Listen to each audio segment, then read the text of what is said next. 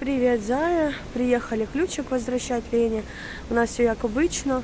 Святик уже вспів навернуться. В лужу нельзя. И замазаться просто по самой не хочу. Нет, нет.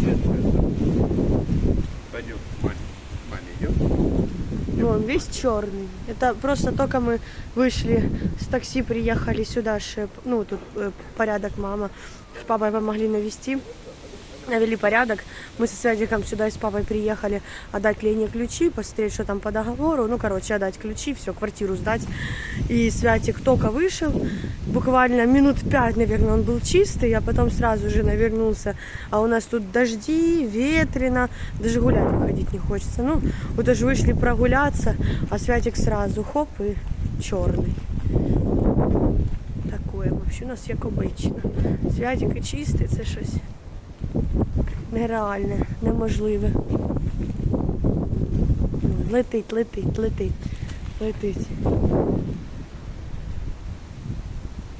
Он бегает просто с такой скорости. Летает. Он не ходит уже, он не бегает, он просто летает. Вообще у нас такие дела, он уже летить.